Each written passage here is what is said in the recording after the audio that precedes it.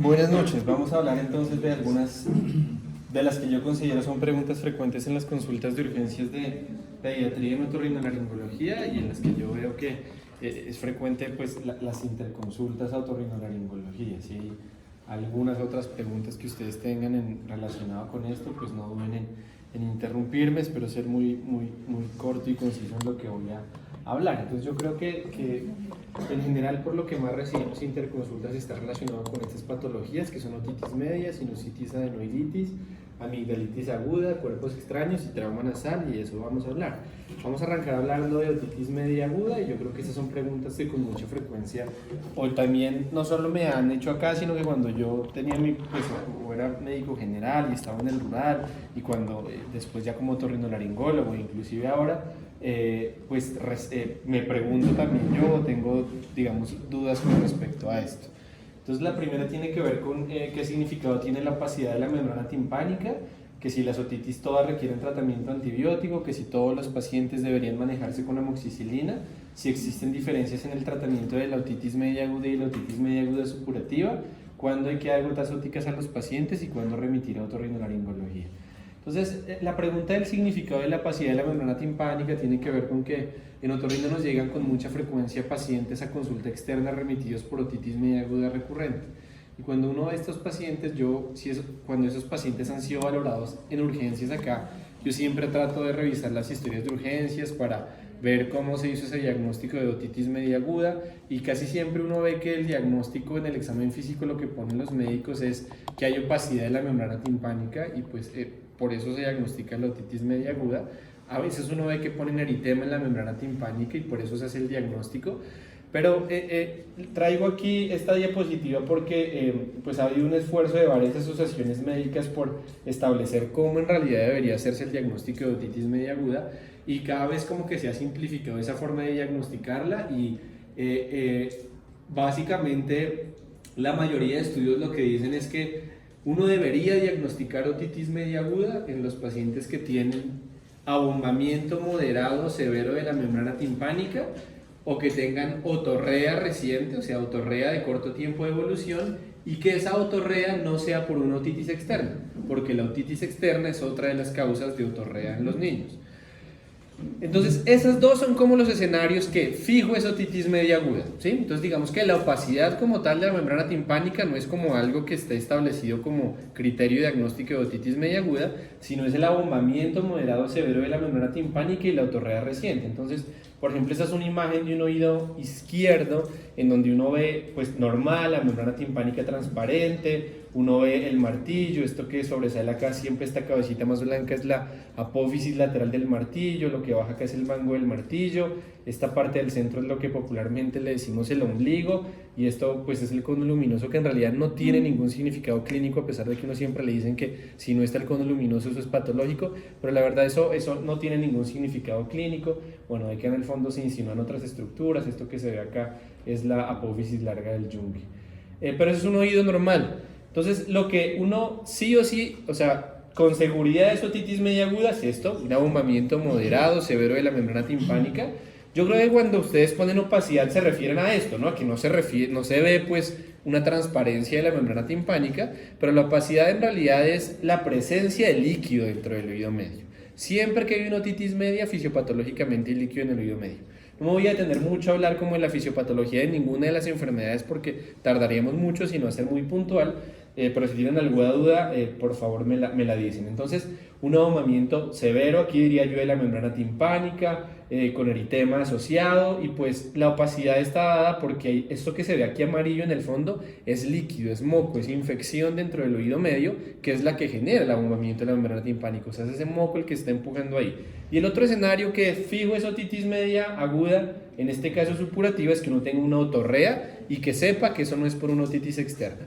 Esos escenarios son otitis media aguda. Ahora, no todos los pacientes llegan en este escenario, ¿sí? Ojalá fuese así, pero la realidad es que nos encontramos en urgencias con que pacientes llegan cuando apenas está comenzando el proceso inflamatorio, como que uno no está seguro si tiene abombamiento de la membrana. Entonces las guías lo que recomiendan es que, mire, de pronto usted tiene un abombamiento leve de la membrana timpánica, pero si ese abombamiento leve está acompañado de otalgia que es reciente o de un eritema intenso de la membrana timpánica, usted puede considerar que eso es otitis media aguda. Entonces de pronto el abombamiento no es tan severo, pero si se acompaña de otalgia y eritema, es muy probable que eso corresponda a una otitis media aguda y usted lo debe tratar como tal. Y lo que les decía ahorita, siempre que hay otitis media aguda, hay líquido dentro del oído medio. Entonces esta es una foto de las guías de otitis media aguda de la Academia Americana de Otorrinolaringología y de pediatría también. Y entonces ese es ese proceso de cómo un oído medio normal, este es un oído izquierdo, la membrana timpánica transparente, pues básicamente una foto muy similar a la que vimos ahorita. Miren, la foto que le sigue hay leve abombamiento de la membrana timpánica, pero aquí lo más importante es que vean que esa opacidad está porque hay, esto que se ve acá son burbujas, son niveles hidroaéreos porque hay líquido dentro del oído medio, o sea, detrás de la membrana timpánica hay líquido, ¿sí? Y hay eritema marcado de la membrana timpánica, ¿sí?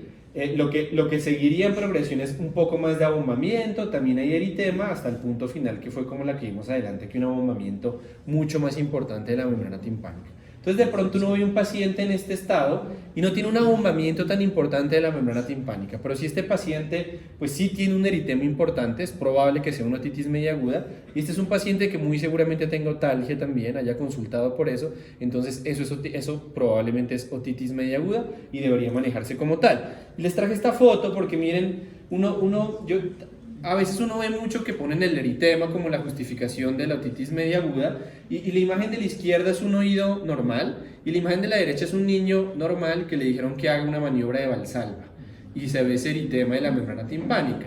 Digamos que, a ver, si uno es fino como en detallar esa foto, lo que hace el eritema generado por la presión positiva de la maniobra de Valsalva generalmente es un eritema que compromete toda la región alrededor de la membrana timpánica, porque si ustedes se dan cuenta la membrana timpánica está muy respetada, ¿sí? Eso a veces es difícil diferenciarlo en un niño que está llorando, pero esta foto la pongo para que sepan que hay otras causas de eritema y el llanto es una maniobra de Valsalva modificada en los niños. Entonces el eritema aislado no es diagnóstico de otitis media aguda, sino los criterios que les comenté previamente, pero para eso les pongo esta foto, ¿vale? Esa es la primera pregunta, ¿sí? Pues la idea es ser como muy concisos con este tema porque hay varias cosas que tenemos que abarcar. Entonces, conclusión de lo primero, el diagnóstico de otitis media aguda, más allá de que uno ve una opacidad, debe estar justificado porque hay un abombamiento importante de la membrana timpánica o otorrea que no es por otitis externa. Si el abombamiento no es tan significativo, uno debe buscar otras cosas asociadas como eritema y otalgia para justificar que es una otitis media aguda y tratarla como otitis media aguda. Ahora, ¿todas las otitis requieren tratamiento antibiótico? Pues miren, en general en urgencias, si uno diagnostica un paciente con otitis media aguda, no está mal que uno a todos les mande tratamiento antibiótico, ¿sí? Si uno cumple esos criterios diagnósticos que les mencioné antes, claro está, no el eritema aislado, sino los criterios, está bien que uno lo trate con tratamiento antibiótico. Pero esto se los traigo porque es lo que desde hace varios años se está recomendando en la otorrinolaringología del mundo y es importante que ustedes lo sepan. Y es que se ha visto que muchas otitis medias agudas con abombamiento con líquido son causadas por virus y se ha visto que muchas otitis medias agudas con abombamiento y con líquido son causadas por bacterias, pero la historia natural es que esas bacterias comiencen a desaparecer, a erradicarse sin necesidad de tratamiento antibiótico, ¿sí? Entonces, ante eso, hay algunas recomendaciones que están plasmadas aquí en esta tabla y son las siguientes. ¿Cuándo es obligatorio dar antibiótico y cuándo uno podría vigilar al paciente y diferir el antibiótico, ¿sí? Y esto también va motivado por este tema de tratar de disminuir el abuso de antibióticos. Otitis media aguda es la principal causa de formulación de antibiótico en Estados Unidos y pues esto ya sabemos y contribuye a todo esto relacionado con resistencias bacterianas. Entonces, en Colombia, digo en Estados Unidos porque pues aquí no tengo datos y no lo puedo justificar, pero seguramente acá también, porque estamos digamos que la epidemiología ahí es muy frecuente. Entonces, aquí, bueno, esta tabla diferencia en la edad de 6 meses a 2 años y los mayores de 2 años, y aquí vamos a ver la primera columna. La primera columna es un paciente que tiene otitis media aguda y tiene otorrea. O sea, ¿qué pasó? Se perforó la membrana timpánica, esa infección está progresando, la membrana se está bombando, no hubo aguanto más y se revienta la membrana timpánica, se hace una perforación y comienza el paciente con otorrea. A esa otitis media aguda le llamamos otitis media aguda supurativa. porque está supurando el oído. La otitis media aguda supurativa nunca es susceptible de observación, o sea, de no dar tratamiento antibiótico, me refiero cuando digo observación. Siempre es recomendable dar tratamiento antibiótico a cualquier edad, como ven ahí, de 6 meses a 2 años o mayores de 2 años. Segundo escenario, un paciente con otitis media aguda con síntomas severos siempre debe darse antibiótico. ¿Qué se consideran síntomas severos? Fiebre mayor a 39 grados o otalgia severa.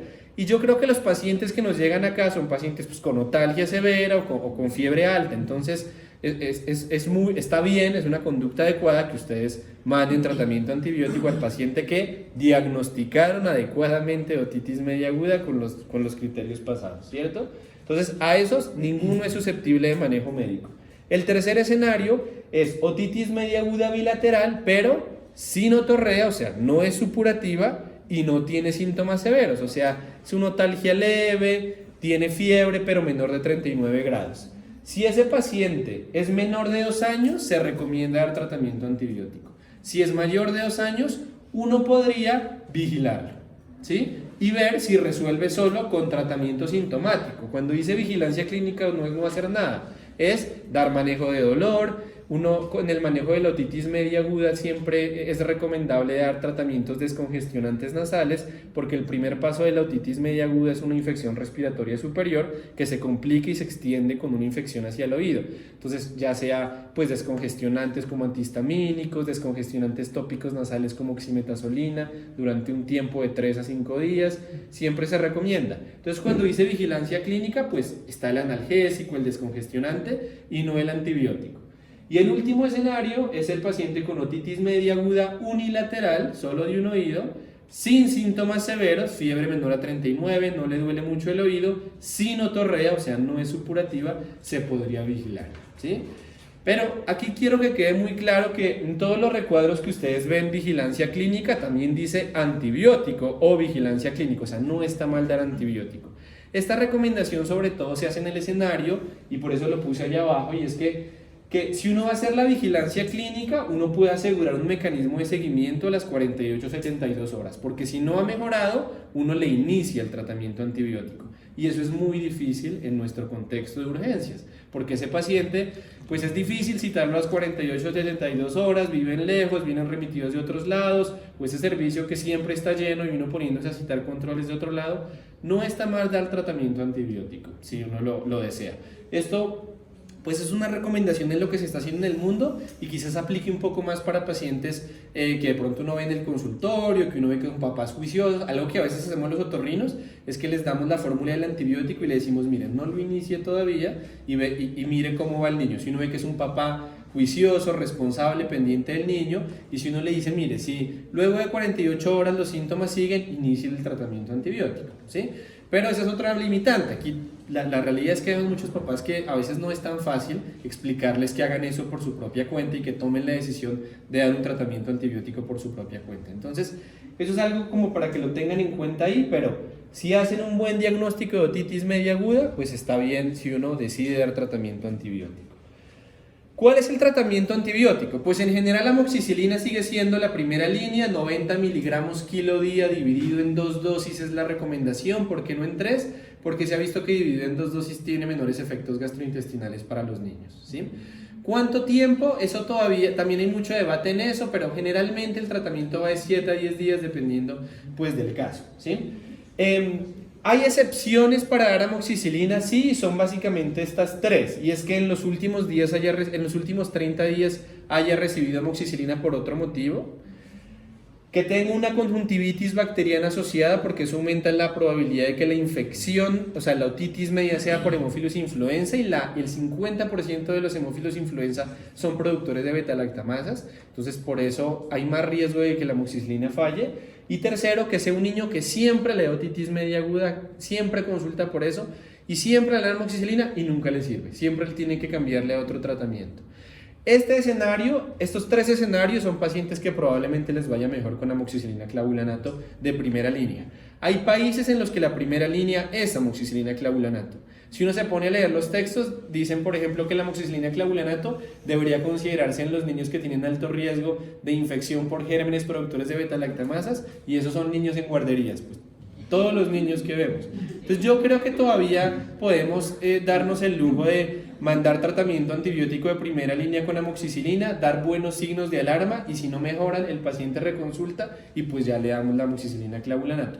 Pero yo siento que dar amoxicilina en primera línea es contribuir a que no se desarrollen todavía estas resistencias bacterianas. Además, hace ya varios años, pero es el único estudio que se ha hecho acá en Colombia, que se hizo en Cali, en el que se aislaron los líquidos del oído medio de muchos niños que tenían otitis media aguda y se encontró que casi todos tenían neumococo y la mayoría de neumococos es muy sensible a los betalactámicos como la amoxicilina.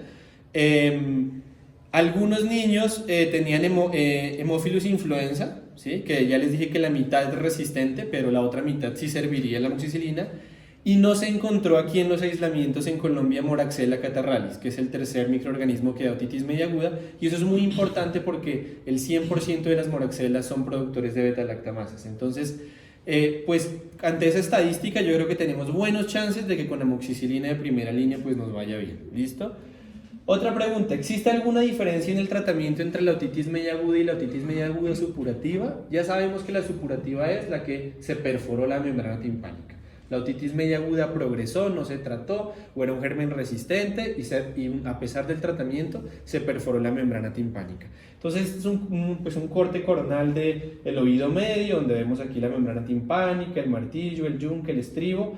Alrededor del martillo, yunque y estribo es un espacio, pues una cavidad aérea que está comunicada a través de la trompa de Eustaquio con la nasofaringe, por ahí sube todo ese proceso inflamatorio. O sea, en una otitis media esto es lo que ocurre, el moco y la infección nasal, digamos, el cuadro de infección respiratoria superior, hace que se dematice la trompa de Eustaquio, su función se altera y eso predispone a que el oído medio se llene de líquido y ese líquido es el que abomba la membrana timpánica, que es lo que estoy tratando de poner ahí como bombado, ¿cierto? Eso es una otitis media aguda, ¿sí? Si uno aplica gotas óticas ahí, digamos que las gotas óticas en realidad no están llegando al lugar donde está el proceso inflamatorio, que es en el oído medio, porque hay una membrana que está evitando que eso ocurra, ¿sí? La diferencia con la otitis media aguda supurativa es que hay una perforación de la membrana timpánica y esa infección está saliendo hacia el conducto auditivo. Como está saliendo hacia el conducto auditivo, uno ya la membrana de pronto no la ve tan abombada y el oído medio ya no tiene tanto líquido, pues porque se está saliendo todo el líquido, ¿sí? Y en este escenario, usar gotas óticas, pues las gotas sí entran al oído medio, ¿sí? Y esto lo pongo acá porque a veces yo escucho que siempre dicen que cuando está supurando nada puede entrar al oído, eso seco el oído. Y eso es cierto para el agua, pues no se pueden lavados de oídos, uno recomienda que al que está supurando hay que ponerle un algodón para el baño, está prohibido la piscina, etcétera, etcétera, porque pues esa es un agua que es contaminada, pero gotas óticas que están medicadas es una historia diferente y pueden contribuir a ayudar al proceso inflamatorio que se está desarrollando en el oído medio, porque en ese escenario pues sí entran al oído medio, porque hay una perforación a través de la cual pueden entrar al oído medio, ¿va? ¿Eso está claro? Entonces, ¿cuál es la diferencia entre el tratamiento de la otitis media aguda y la supurativa?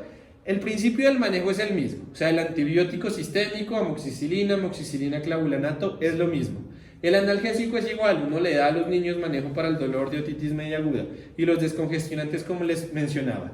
Pero como tiene una perforación de la membrana timpánica, esta es una vía de entrada al oído medio y aquí las gotas óticas son útiles y son gotas óticas que tienen antibiótico y un esteroide. Ese antibiótico, la mayoría de estudios que... bueno, esto es importante, es que como uno está metiendo gotas dentro del oído medio, no le interesa usar gotas que sean seguras para el oído, porque hay medicamentos que son ototóxicos. Entonces, las que han mostrado mayor evidencia de seguridad son las gotas que tienen ciprofloxacina con dexametasona o ciprofloxacina con hidrocortisona o solo ciprofloxacina, ¿sí? Hay otras gotas que yo sé que son las que están pues en el post, que es neomicina, polimixina, lidocaína. Esas no tienen tanta evidencia en realidad.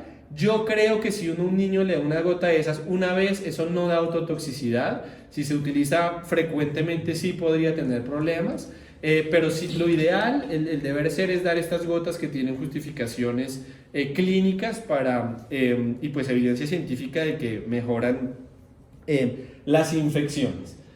Y la otra cosa que yo creo que es diferente en el tratamiento de las dos es que si uno ve un niño con una otitis media aguda, digamos es su primer episodio de otitis media aguda, eso es muy común, ¿sí? Eso no es una obligación, para hacer una valoración por otorrinolaringología y a veces ni siquiera para un control con pediatría. Uno dice siga sus controles con medicina general, la otitis media es una infección muy frecuente en los niños. Pero una otitis media aguda supurativa donde se perforó la membrana timpánica, la mayoría de perforaciones se cierran solas, pero a veces no se cierran y queda una perforación definitiva y eso es el primer paso para una otitis media crónica. Entonces, el paciente que tiene una otitis media aguda supurativa es un paciente que sí necesita un control médico con pediatro, con otorrinolaringología, para que uno se asegure que la perforación de la membrana timpánica cerró. Y esa sería como otra diferencia en el abordaje que uno hace en estos pacientes. ¿Cuándo gotas óticas? Entonces ya sabemos que para la otitis media aguda supurativa se recomiendan las gotas óticas.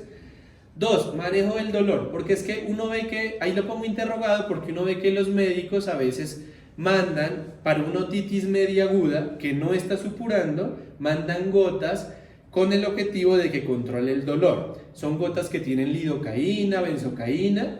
Y a ver, eso no está mal, pues digamos que en teoría la gota puede llegar a la membrana timpánica y contribuir al dolor, pero hay muchos estudios que han comparado el uso de gotas óticas con lidocaína para manejo de dolor versus el acetaminofeno, el AINES, y no hay una mejoría, no hay una diferencia significativa en el control del dolor. Por eso en teoría para una otitis media aguda no supurativa pues no se necesitan gotas ni siquiera para el dolor, solo el analgésico que uno sí le tiene que dar a los pacientes porque eso duele berracamente. ¿Cuáles son otras indicaciones de gotas óticas? Pues no es como el tema, pero la otitis externa es otra de las indicaciones, porque el proceso inflamatorio está en el conducto auditivo, no en el oído medio, y en el conducto auditivo es donde entran las gotas óticas. Entonces esa es otra de las indicaciones de gotas óticas, como adicionales para tener en cuenta ahí. ¿Cuándo remitir a otorrinolaringología? En el contexto de la otitis media aguda, básicamente la remisión se hace cuando son muchas. Y muchas para nosotros son 3 en 6 meses o 4 en un año. ¿Y para qué lo manda uno al otorrino? Porque esas son demasiadas otitis, es demasiado antibiótico. Y una cosa muy importante es que yo les decía que cuando uno tiene otitis media aguda tiene líquido dentro del oído medio. Cuando uno da tratamiento antibiótico, la fiebre y el dolor mejoran, 48, 72 horas mejora todo, pero el líquido en el oído medio se puede demorar varias semanas en drenarse. Y mientras esté ese líquido en el oído medio, eso a los niños les da hipoacusia. Los niños ni se dan por enterados, o sea, ni les importa, pero los papás a veces dicen, yo como que le tengo que repetir más al niño, ¿sí? O tienen problemas del desarrollo del lenguaje. Entonces, esta es una edad en la que nos interesa que el niño escuche lo mejor posible. Entonces, ante este escenario, pues el motivo de la remisión es porque nosotros hacemos esto, y es que en un oído que está aquí, bueno, aquí se ve la membrana íntegra, nosotros hacemos una incisión en la membrana timpánica, sacamos el moco, aquí estamos aspirando el moco del oído medio, y ponemos un tubo que se llama tubo de ventilación, y es un tubo que ayuda a prevenir las otitis medias agudas, o que si se va a desarrollar una otitis media aguda, el líquido se drene rápido, para que no haya hipoacusia, para que no se empeore la otitis, para que al niño no le duele el oído.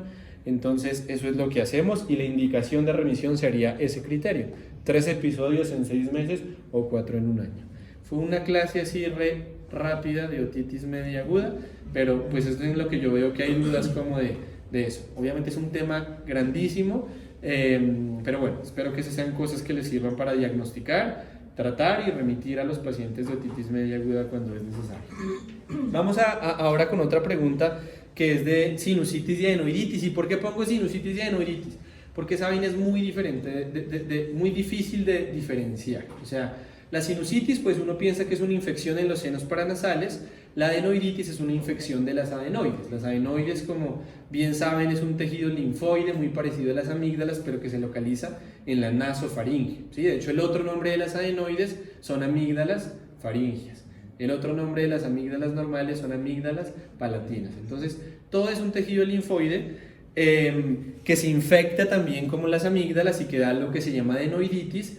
Y los síntomas son casi que indistinguibles de la sinusitis. La única forma que yo creo que sirve para diferenciarlas es la edad, porque a los niños más chiquitos generalmente lo que les da es adenoiditis. Los niños más chiquitos, los menores de 5 años, casi no tienen desarrollados sus senos paranasales como para que se infecten, pero sí tienen adenoides que se infectan.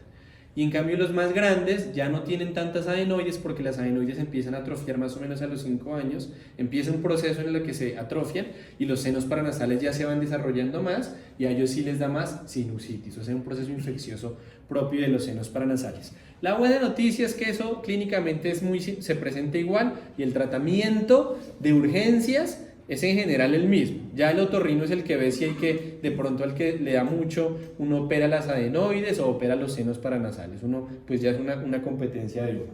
Entonces, la pregunta sería, ¿cómo uno diferencia una sinusitis adenoiditis viral de una bacteriana? ¿Cuándo hay que darles antibióticos a estos niños?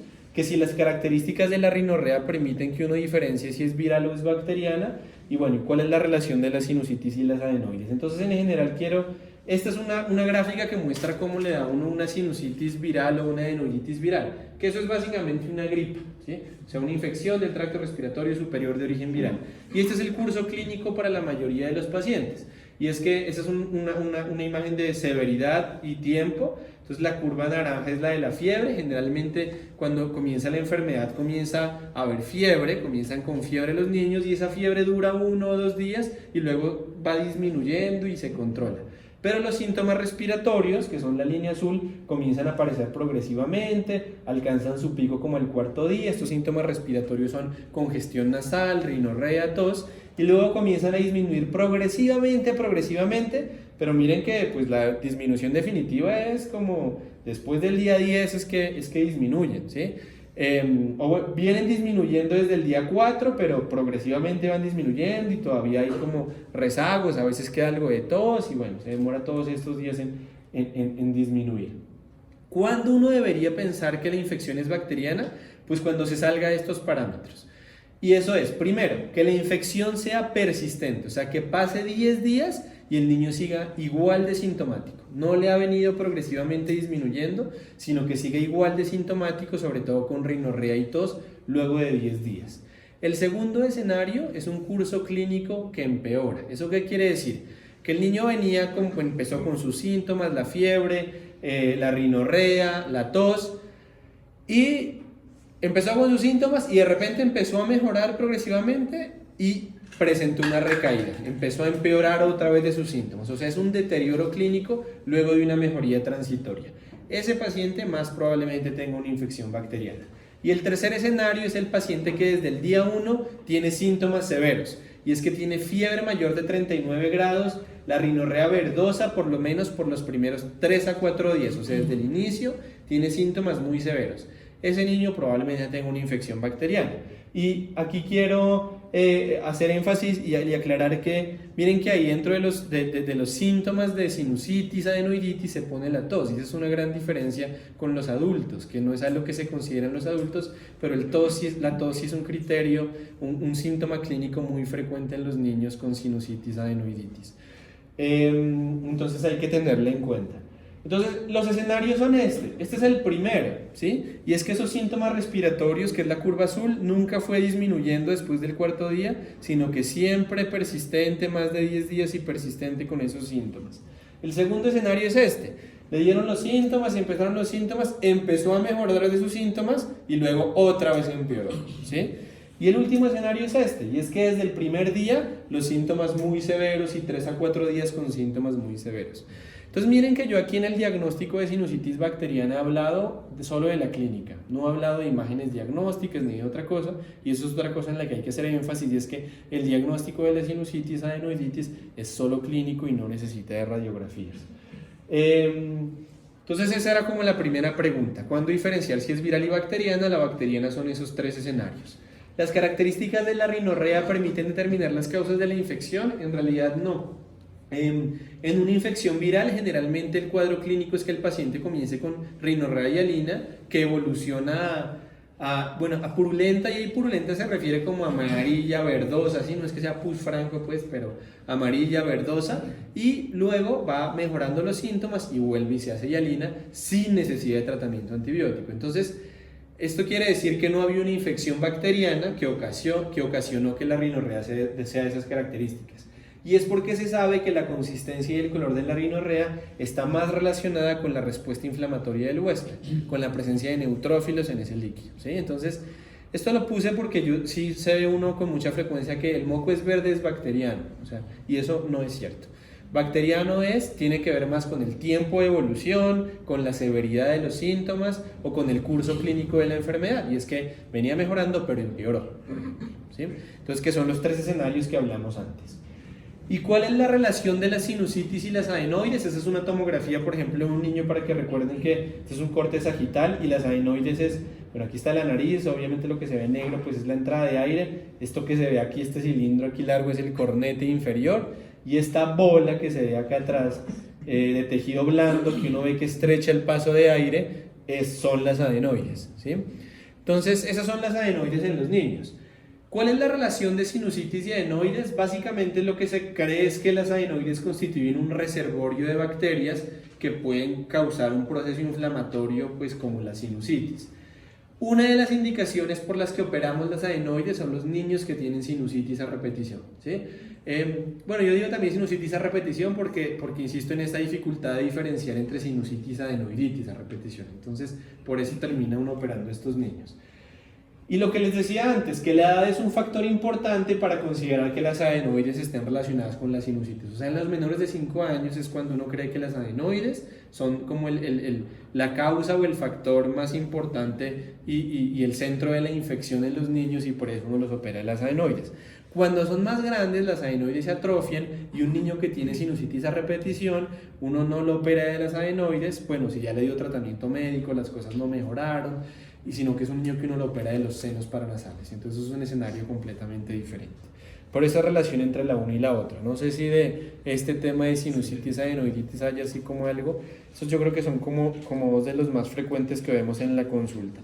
Este es otro que es amigdalitis aguda y va a lo mismo, ¿no? ¿Cómo se diferencia la amigdalitis bacteriana de la viral? Y si existe la amigdalitis viral, porque es que yo siento que cuando uno le dicen amigdalitis uno piensa en antibiótico y no solo en antibiótico, sino en acitromicina, porque eso es como ley, ¿no? ¿Existe alguna relación entre la hipertrofia amigdalina y la amigdalitis recurrente? Porque es que a uno de los pacientes les llegan, doctor, a mí me mandaron acá porque el médico de urgencias me dijo que las amígdalas están inmensas y entonces que por eso es que se le infecta tanto las amígdalas. Entonces vamos a responder eso. ¿Qué importancia tiene la hipertrofia amigdalina? ¿Cuál es la utilidad de los ácidos? Aquí yo no lo veo tanto, pero en otros hospitales uno sí ve que eso en urgencias les piden anticuerpos antiestreptolicinas, anticuerpos antiestreptococo para diagnosticarlas. Y finalmente, ¿cómo se ve un absceso periamigdalino? Entonces, pues esta imagen básicamente es de las causas más frecuentes de amigdalitis y el 70-80% son virales. Yo creo que no es un porcentaje que uno piense tanto, ¿no? Yo creo que piensa que es al revés, que la mayoría son bacterianas. Pero la mayoría son virales por ese chorro de virus que ustedes ven ahí, o sea, un montón de virus respiratorios. Y la minoría son bacterianas, más frecuente, o sea, ahí dice el 20-30%, por aquí están todas estas bacterias, pero de lejos, el 80% de esas bacterianas es por estreptococo beta hemolítico del grupo A, ¿sí? Ese porcentaje, 70, 80, 20, 30, es en niños. En adultos es más rara la amigdalitis bacteriana, ¿sí? Pero en niños este es el porcentaje. Entonces, un buen porcentaje de amigdalitis son virales. ¿Cómo se diferencia entre la viral y la bacteriana? Difícil. Aquí es todo lo contrario al tema de la sinusitis que yo insistía mucho en la clínica. Aquí la clínica no es tan buena para diferenciar entre la una y la otra. Entonces seguro ahorita es, bueno, pero los exudados no son de amigdalitis bacteriana. Pues no siempre, ¿sí? Los exudados o estas placas blancas pueden verse también en otros escenarios. Entonces, tanta ha sido la dificultad que se han desarrollado unos sistemas de puntajes para determinar si el paciente, pues, o la probabilidad de que tenga una amigdalitis bacteriana. Este de la izquierda es uno de los sistemas de puntaje más populares que dice que si el paciente tiene fiebre da un punto, si no tiene tos da un punto, o sea, tener tos hace más probable que sea viral. Que si tiene adenopatías cervicales pues da un punto, que si tiene edema o exudados amigdalinos da un punto, y que si la edad es de 3 a 15 años da un punto, porque esa es la edad donde más frecuentemente ocurre amigdalitis. Si uno tiene todos los puntos, miren, son que 1, 2, 3, 4, 5 puntos, miren lo que dice acá. Si hay 4 más puntos, el riesgo, esto es el riesgo de que crezca estreptococo en un cultivo, es del 51 al 53%. O sea, ni siquiera uno esperaría que sea pues un porcentaje altísimo, pero ni siquiera es tan alto. Por eso es que cada vez más las guías recomiendan que uno en un niño que sospeche que es bacteriana, le haga un cultivo orofaringio o le pide un test rápido para estreptococo y esté seguro. Entonces la tabla de al lado son las guías de la Asociación Americana de Enfermedades Infecciosas, que es la ITSA, y miren lo que dicen ellos. Si tiene una presentación clínica y epidemiológica que le haga pensar a uno que es amigdalitis bacteriana epidemiológica, que importante porque familiares, interrogar, ¿no? Si han tenido episodios de amigdalitis estreptocóxica. Si no es sugestiva clínicamente, pues dele tratamiento sintomático. Pero si usted cree que es una infección bacteriana por estreptococo, mire lo que dice.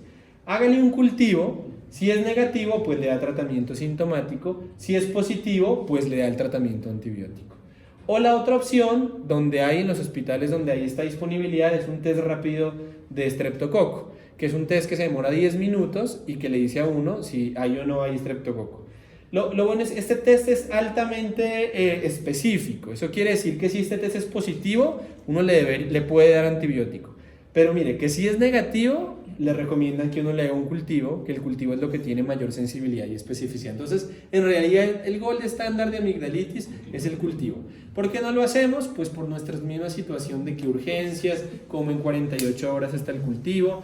Lo que yo sí les digo es que es muy raro que un niño tenga una complicación como un absceso si uno esperara y le diera tratamiento sintomático. Es más la queja, la angustia de los padres, ¿no? El dolor del niño, como manejar este tipo de cosas, ¿sí? Entonces, miren, yo no les voy a decir aquí que a todos sería lo ideal, pero yo sé que es un escenario difícil, pero lo que yo les recomiendo es que tratemos de llenarnos de razones para que justificar el tratamiento antibiótico en el niño, y que si no nos cumple estos criterios y uno cree que puede ser viral, pues no nos dé miedo dar tratamiento sintomático con unos buenos signos de alarma a los padres para que reconsulten, y yo creo que nos ahorramos una buena cantidad de resistencias bacterianas en niños que no necesitan tratamiento antibiótico. ¿Listo? Entonces eso, con respecto a esta parte. ¿Existe alguna relación entre la hipertrofia amigdalina y la amigdalitis recurrente? No existe ninguna evidencia de relación causal, o sea, el estreptococo no reconoce la amígdala más grande que la otra, eso no sabe. Esta última afirmación eso es algo que yo he visto, ¿sí? Y es que a mí me parece que un paciente que tiene amígdalas hipertróficas, porque así son sus amígdalas, es un paciente que con mayor frecuencia es diagnosticado de amigdalitis bacteriana, porque ese es un niño que va por gripa y entonces dicen, uy, no, esas amígdalas no, están inflamadísimas, antibiótico, ¿sí? Entonces esto es como lo digo porque de pronto vale la pena cuando uno ve un niño con amígdalas muy grandes, interrogar si antes de ese episodio agudo ya tiene síntomas de hipertrofia amigdalina, y esos síntomas generalmente el más típico es ronquido. El niño que tiene las amígdalas muy grandes es el niño que ronca. No, doctor, el niño todo el tiempo está roncando, eso se ahoga en las noches. Ese es un niño que seguramente sus amígdalas siempre han sido grandes. Claro, una infección, sea viral o bacteriana, generalmente las inflama más y a veces los síntomas empeoran. Entonces también como juzgar que un niño tiene hipertrofia amigdalina y le dicen, toca mandarlo al otorrino para que se las quite porque están inmensas. Urgencias es un pésimo escenario para hacer juzgar así como la conducta, porque es un niño que tiene una infección aguda, entonces que lógicamente van a estar grandes, ¿sí? Entonces, si están grandes, yo creo que lo que uno debe decir es, mire, están grandes por la infección, pero es muy importante hacer un control una vez ya se ha resuelto el proceso infeccioso y ver cómo son las amígdalas del niño y ver si en realidad necesita un tratamiento o no. Pero no es cierto que el que tiene amígdalas más grandes es un niño que en realidad tiene infecciones bacterianas más frecuentes. Otra pregunta, ¿qué importancia tiene en realidad entonces la hipertrofia amigdalina? ¿Eso entonces qué? Si no les dan más infecciones, entonces ¿o qué? ¿No pasa nada? Pues en muchos niños tienen las amígdalas hipertróficas y eso no les da ningún síntoma, entonces uno no les hace nada, ¿sí? Pero digamos que generalmente los que uno opera o les da algún tratamiento son los niños que tienen hipertrofia amigdalina, y eso estrecha el espacio orofaringio y eso genera ronquido, pero más grave, apnea obstructiva del sueño, que esos son estos ahogos, periodos de hipoxia en las noches que necesitan tratamiento. Y algunos niños las tienen tan grandes que les da disfagia, y a veces esos niños también eventualmente terminan en cirugía. Pero digamos la hipertrofia amigdalina tiene importancia en esos dos escenarios, pero no en amigdalitis a repetición, ¿vale? Que era como lo que yo quería que quede claro. Una pregunta, eso del uso del antihistamínico por 3 meses para la hipertrofia amigdalina, ¿eso se usa o no? No, a ver, hay muchos, ahorita como que hay estudios tratando como que ya se le ha prestado más atención a la apnea del sueño, ¿no? Últimamente. Entonces como la hipertrofia amigdalina es La hipertrofia de adenoides y de amígdalas es la principal causa de apnea del sueño en pediatría. Entonces, estamos como buscando qué les ayuda. Entonces, ahorita hay unos estudios que han mostrado que para apnea obstructiva del sueño leve e hipertrofia amigdalina, Montelukast puede ayudarles, que es un antileucotrienos en realidad. Pero con antihistamínicos no hay ninguna evidencia científica que los recomiende para eso. ¿Sí? ¿El Montelukast también día por 3 meses? Sí, uno lo puede mandar por 3 meses. El Montelukast, lo único que hay que tener en cuenta es que algunos niños tienen problemas de agresividad, les puede dar. Y generalmente cuando ocurre eso, ocurre desde las primeras dosis. No es que sea por un tratamiento con mucho Montelukast, sino que a los que les va a dar desde el principio les da y uno lo suspende rápido, y a los que no les dio, pues maravilloso y uno lo puede seguir. Eso es nuevo en realidad, no es algo y es para apnea obstructiva del sueño leve. Para la moderada y la severa generalmente preferimos quitar las amígdalas. ¿Listo? ¿Cuál es la utilidad de los ácidos? Estamos hablando de urgencias. Entonces, en urgencias no tiene ninguna utilidad para el diagnóstico de la faringoamigdalitis. Generalmente estos anticuerpos se elevan entre los 7 y 14 días luego de la infección y alcanzan su pico como a la tercera semana de la infección. Entonces no son útiles para diagnosticar amigdalitis aguda y tampoco para definir si el episodio agudo es por bacterias o virus, porque esa elevación es tardía, entonces tampoco ayuda para eso. Solo sirve, ¿para qué sirve eso? Cuando uno tiene un paciente con fiebre reumática o glomerulonefritis y uno está tratando de estudiar si eso pudo estar ocasionado por infecciones amigdalinas a repetición y por una reacción cruzada que generó la fiebre reumática y la glomerulonefritis postestreptocóxica, ¿sí? Pero ese es el único escenario, ¿vale? ¿Cómo se ve un absceso periamigdalino? Esta pregunta la puse acá porque, miren, pues afortunadamente en niños uno no ve tanto, lo ve más como en adolescentes y en el adulto joven. Pero a mí a veces, pues aquí a los otorrinos a todos nos interconsultan con sospecha de absceso periamigdalino cuando ven pacientes con amígdalas muy hipertróficas, o sea, son muy grandes, ¿no? Las dos bien grandes y dicen, de pronto tiene un absceso, ¿sí? Quizás porque se piensa que el absceso pues es una colección de pus dentro de la amígdala que está haciendo que crezca la amígdala, y pues sí es, a mí si me dicen que un absceso amigdalino, pues yo digo pues sí, es un absceso ahí dentro de la amígdala que hace que crezca. Pero en realidad el absceso periamigdalino es un absceso que se forma entre el polo superior de la amígdala y el lecho amigdalino. Entonces un absceso periamigdalino, miren las dos, estas son las amígdalas. O sea, la verdad las dos se ven muy iguales, no se ve así como muy diferencia. De pronto esto un poquito más grande, ¿no? Pero el absceso periamigdalino es un abombamiento que uno ve en el paladar blando en realidad y en el pilar anterior de la amígdala. Recordemos que la amígdala tiene unos pilares anteriores que son estos que están acá. Es pues básicamente esto que se ve acá. O sea, es básicamente la continuidad del paladar blando y que baja en la parte anterior de la amígdala, y un pilar posterior que aquí pues estas amígdalas hipertróficas lo están tapando, pero también es un repliegue de mucosa que está así detrás de la amígdala. Entonces el absceso periamigdalino abomba el pilar anterior y abomba el paladar blando, ¿sí? Entonces, y es generalmente unilateral y clínicamente da odinofagia, da cialorrea, puede dar trismus porque el proceso inflamatorio compromete los pterigoideos, los músculos, y pues da algo que semiológicamente se conoce como voz en papa caliente, que es eso, que usted come así una papa caliente y pues ya sabe cómo es, ¿no? Entonces esa es la voz, como que eso ahí no se les entiende, como que está uno ahí como medio atorado, ¿sí? Esos son signos clínicos, pero entonces no es cuando la amígdala está muy grande. Una amigdalitis aguda puede dar una hipertrofia amigdalina muy severa, que generalmente es bilateral, y bilateralmente muy severa, pero no es un absceso que crezca como que en el centro de la amígdala y haga que la amígdala se crezca, sino que crece como por encima de la amígdala, ¿sí? Y es eso que se ve ahí. Eso como con las partes de infecciones, y ya los dos que son como cortos acá son el tema de cuerpos extraños y trauma nasal.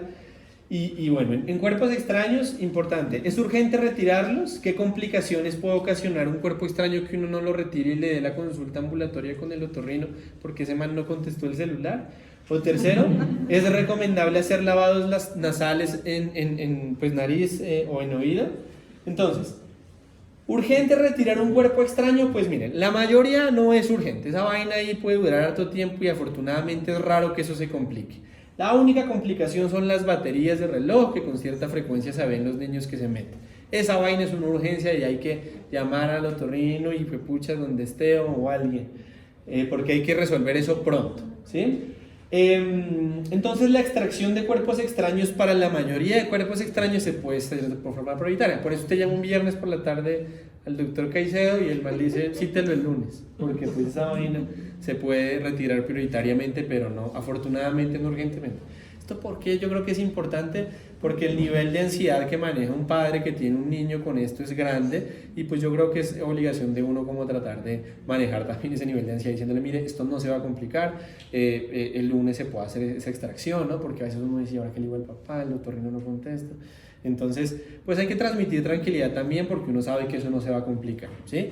El escenario que sí se complica son las baterías. Entonces, a veces el papá le dice, mire, sí se metió una batería, pero lo más frecuente es que no digan eso, porque los papás lo que dicen es que no, yo nunca he visto que se metió nada. Entonces, mire, yo creo que esta es probablemente la única indicación en la actualidad que a mí me parece que es justificable de una radiografía de cara en un niño, ¿sí? Creo que es la única. Y es cuando uno ve a un niño y uno lo examine en la nariz o en el oído y ve algo metálico y a uno le parezca que puede ser una batería.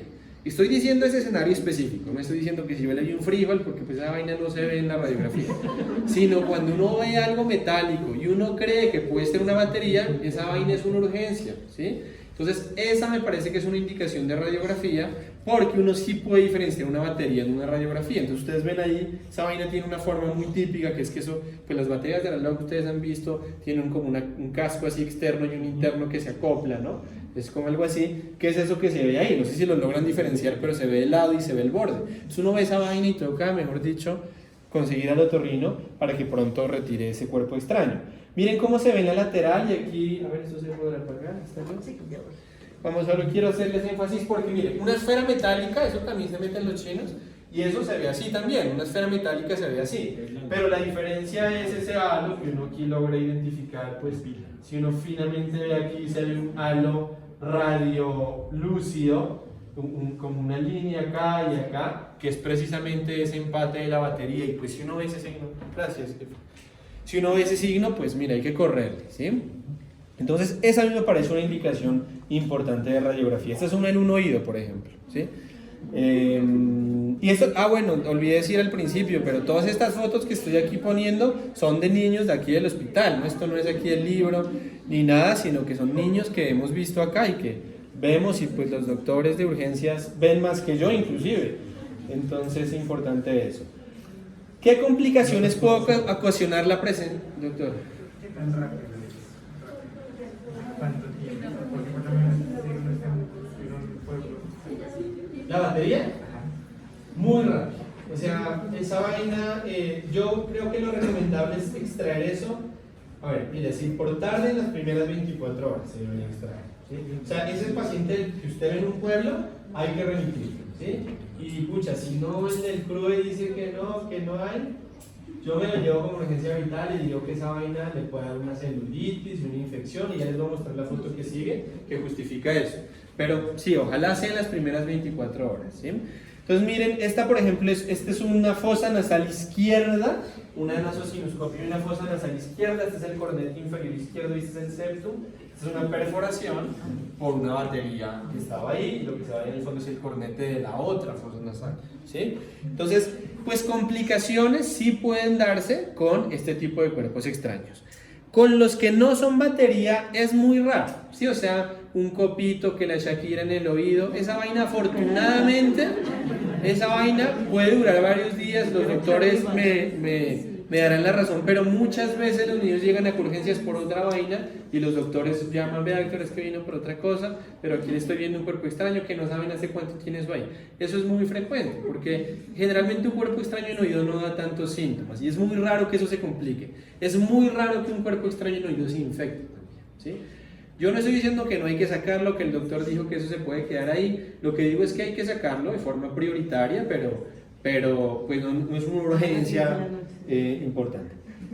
Mire que las complicaciones de cuerpos extraños en oído a veces más están relacionadas con los intentos fallidos de extracción que con el mismo cuerpo extraño. Entonces llegan, no, doctor, es que allá en el pueblito no sé qué, en Pullito Pamba, cogieron con un clip y ahí le manipularon tratando de sacarle, pero empezó a sangrar, doctor, entonces ya lo remitieron. O sea, ya es un complique para uno porque ese conducto externo está dematizado, ahí sí se puede dar una otitis externa por la manipulación. Entonces, más están relacionadas con eso. Y una complicación que puede ocurrir en un cuerpo extraño nasal, que también es rara, es que el cuerpo extraño nasal se desplace a la vía aérea inferior, o sea, a la tráquea, que puede ser más complicado. Eso es raro porque generalmente un niño cuando se mete un cuerpo extraño queda en una parte de la nariz que es estrecha, que se llama el área valvular de la nariz, y eso es muy difícil que eso lo metan tan al fondo, ¿sí? Pero lo pongo acá porque eso sí puede pasar, uno, cuando mandan lavados nasales, o dos, a veces yo voy a sacar cuerpos extraños con los doctores ahí que yo les digo, venga, préstame el consultorio, doctor, para sacar un cuerpo extraño, y entonces yo les digo a las mamás que sienten a los niños en las piernas de frente para yo sacar, y todos los doctores a veces me dicen, no, doctor, acostémoslo, que es más fácil.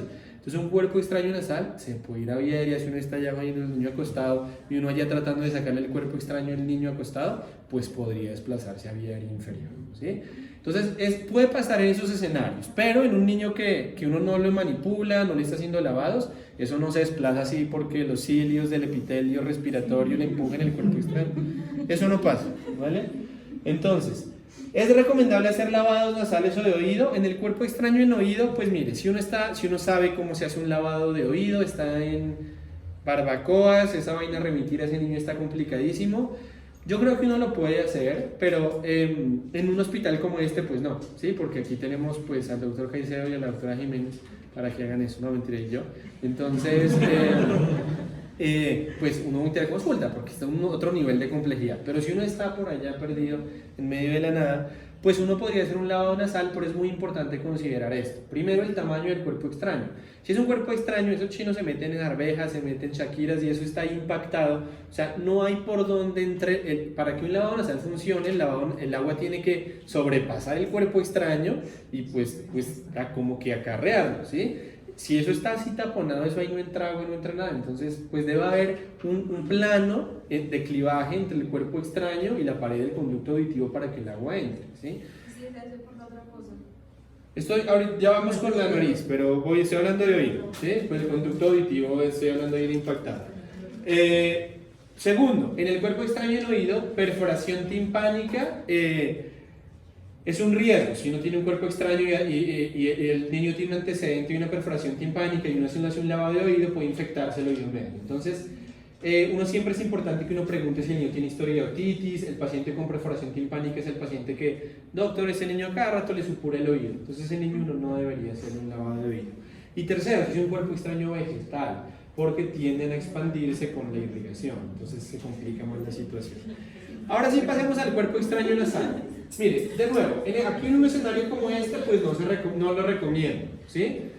Porque si uno lo hace, bueno, por el mismo lado, pues porque es que eso pasa, que les mandan por el mismo lado, no ve a veces, entonces se expulsan más.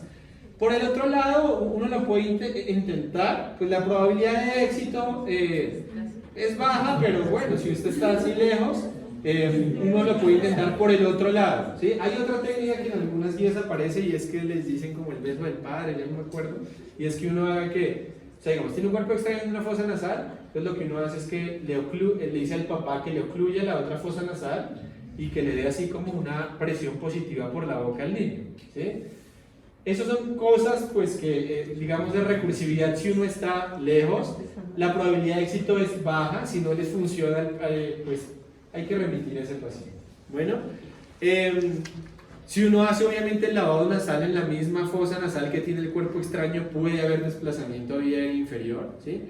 Y finalmente, si es una batería, eso favorece el proceso de oxidación de la batería. Entonces el niño que está aquí es un niño que llegó aquí con una batería, llevaba como 4 días, le estaban mandando lavados nasales para ver si salía, y entonces, ¿de qué lado tiene la batería?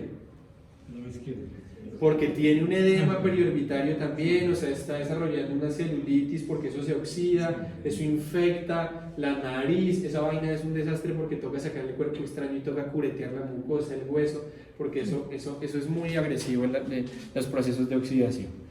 Entonces, eso ahí. Y bueno, ya acabamos con trauma nasal, y el trauma nasal, las preguntas serían estas, y es que ¿cuál es la utilidad de la radiografía de huesos propios nasales? ¿Cuáles fracturas deben operarse? ¿Es urgente operar una fractura nasal? ¿Y qué es el hematoma septal y cómo se maneja? Entonces, la primera pregunta que dice ¿cuál es la utilidad de la radiografía? Pues vean, estos son artículos de la literatura médica. El primero de acá son las guías de la Academia Colombiana de Otorrinolaringología, que dicen que la radiografía simple de huesos nasales en ningún estadio del manejo del paciente con trauma nasal tiene un propósito útil en la toma de decisiones. Ese otro artículo de allá dice que la radiografía ofrece poco beneficio clínico en un trauma nasal aislado. De hecho, algunas veces la radiografía puede ser confusa porque puede sugerir que no hay fractura cuando hay una fractura evidente, o por el contrario, puede leerse con fracturas significativas cuando no existe un cambio significativo en la apariencia nasal ni en la vía aérea nasal. Las radiografías son incapaces de diferenciar entre una fractura aguda y vieja. Incluso existe una utilidad clínica, aunque existe una utilidad clínica muy baja de las radiografías, puede existir algún beneficio para documentar fracturas en el contexto de propósitos legales, o sea, a veces son por traumas, accidentes, y que pues la radiografía se pide como para tratar de ver si objetivamente también se puede pues justificar, pues documentar la fractura, ¿no? Pero ya acá, por todo lo que les acabo de leer, pues uno puede tener una fractura con una radiografía normal y al revés. Y este otro artículo dice que el diagnóstico de fractura nasal se puede hacer usualmente con la historia y el examen físico, precluyendo la necesidad de imágenes diagnósticas de rutina. Sin embargo, en algunos casos donde el examen es limitado, la radiografía en proyección lateral y la proyección de Waters puede ayudar a identificar fracturas óseas. La baja sensibilidad de estos estudios, los falsos negativos son de aproximadamente el 50%, limitan su utilidad diagnóstica. Más aún debido a que la nariz de los niños es predominantemente un esqueleto cartilaginoso, esto es menos probable que pueda valorarse en la radiografía. A veces la tomografía se tiene que obtener, sobre todo cuando hay un trauma facial mucho más extenso. Entonces, en general, el diagnóstico y tratamiento también es clínico. O sea, la decisión mía como otorrino de operar a un niño depende mucho de lo que uno examina en el niño, ¿sí? Entonces, generalmente los niños que uno opera son los niños que tienen una deformidad nasal significativa o una deformidad nasal que les está generando obstrucción nasal a los niños, ¿sí? Y eso lo determina uno cuando examina al niño.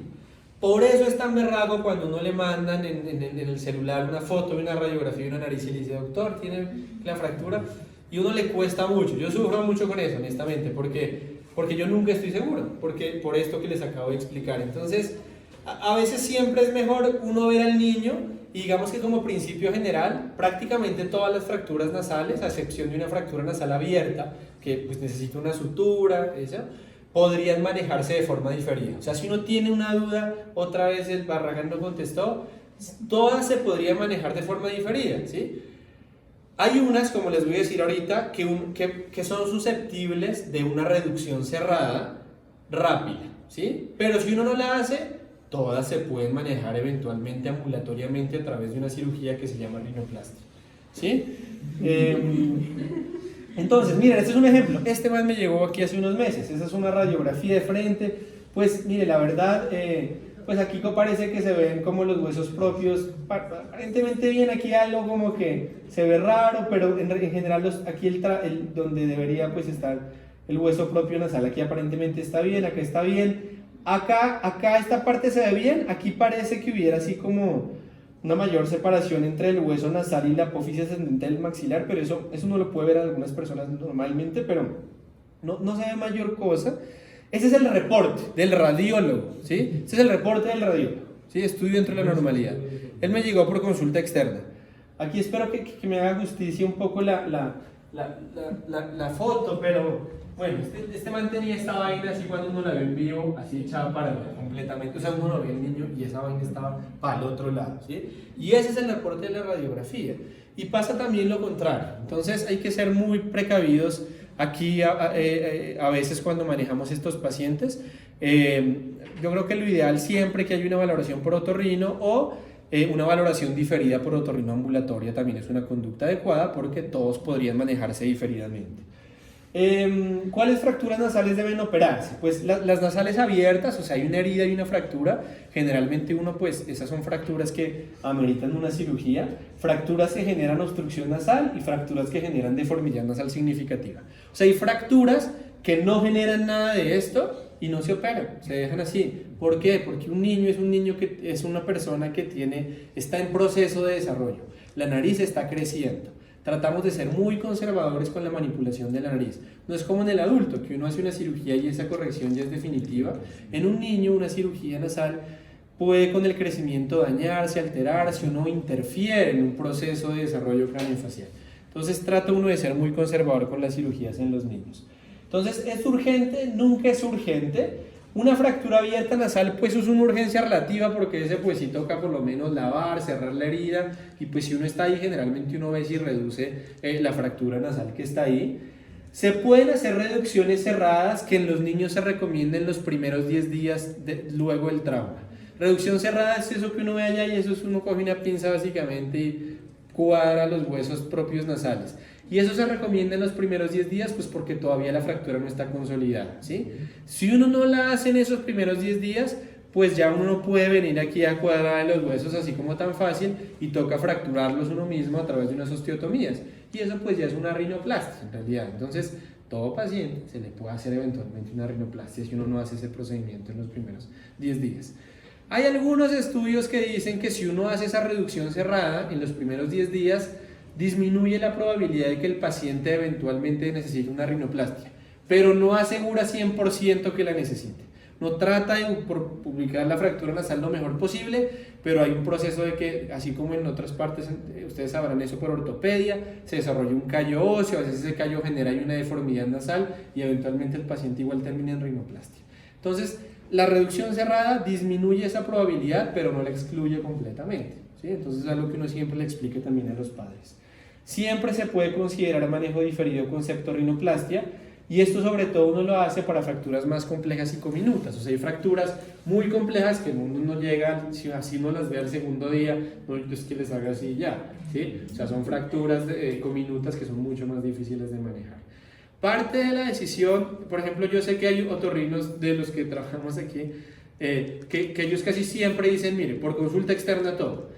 Porque es que es muy difícil manejar, en este escenario estoy diciendo, el trauma nasal, porque es muy difícil a veces tomar una decisión de cirugía en un paciente que tiene edema de la nariz. El edema de la nariz hace que sea muy difícil valorarla, por eso eso es una conducta adecuada, ¿sí? Digamos que yo a veces paso al paciente que no tiene tanto edema, que yo vi que es una fractura solo como una depresión, la paso a reducción cerrada. A veces lo hace uno por eso, porque no tiene tanto edema, es una fractura pequeñita, pero solo ese escenario. Pero si uno no le hiciera eso, igual se puede hacer después, ¿vale? Entonces esa también es una conducta adecuada, ¿vale? Y acabar con esto, porque esto es algo de lo que no se habla y doctora, llegó, usted fue la que me comentó este paciente, ¿no?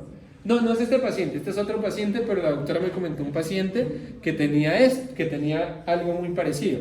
Creo que el caso de la doctora era un niño que tuvo un trauma nasal y pues lo valoraron, le dijeron no tiene fractura nasal y consultó como en la semana por dolor y obstrucción nasal, me parece que era, ¿sí?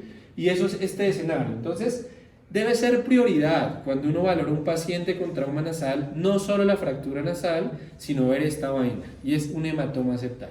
El hematoma septal es un hematoma que se forma entre el tabique nasal y el pericondrio, que es la mucosa que recubre el tabique nasal, ¿sí? Y esa vaina comienza a formarse ahí, acumularse, con mucha frecuencia perfora el tabique nasal, porque eso tiende, si no se trata a tiempo, ese hematoma tiende a sobreinfectarse. O sea, es como un hematoma de cualquier parte que esa colección de sangre uno la deja ahí, es una cavidad que se infecta, se absceda, perfora necrose y perfora el tabique. Y ese es, por ejemplo, este escenario de esta niña que esto fue cuando yo era residente. Entonces, esto que ustedes ven aquí rosado es la mucosa del tabique nasal, que debe estar, o sea, debe recubrir, pues como está en este lado, debe estar adherida al tabique, al cartílago del tabique, pero está bilateralmente abombada y obstruye completamente la nariz, ¿sí? El hematoma ahí es bilateral y obstruye completamente la nariz. Y eso duele mucho y obstruye mucho la nariz. A veces pues ya llegan con fiebre porque tienen un hematoma. Entonces miren cómo se veía así de frente. El que vimos con la doctora no estaba así por fuera, así como tan edematizado, pero cuando uno lo examinaba por dentro, sí se veía edema ese era unilateral, solo de un lado, estaba muy abombada la mucosa nasal. Entonces uno debe meter el otoscopio por la nariz a todo el niño que uno vea y ver que no tenga esta vaina, ¿sí? ¿Y esto qué se le debe hacer? Esto se tiene que drenar y se tiene que taponar. Eso en un niño, pues eso es muy berraco así en urgencias. Entonces, pues en este escenario, otorrino, en Pullitopamba, remitirlo a Pasto, porque pues, ¿sí? urgencia vital, porque esa vaina se puede perforar el tabique, ¿sí? Entonces, entonces uno les pone un taponamiento, uno drena eso, le pone un taponamiento y pues pasa de este escenario a ese otro escenario y de este escenario a este otro escenario, ¿sí? ¿Por qué uno no debe hacer esto pronto? Porque una perforación septal, cuando esa perforación es muy importante, hace que eso genera una deformidad que le llamamos encilla de montar, que no sé si han visto, hay personas que tienen esto aquí como hundido. Eso es generalmente por perforaciones septales y una causa muy frecuente es esto, el hematoma septal no tratado adecuadamente. Entonces, pues digamos que un tratamiento a tiempo previene que eso ocurra, ¿sí? Y eso es todo.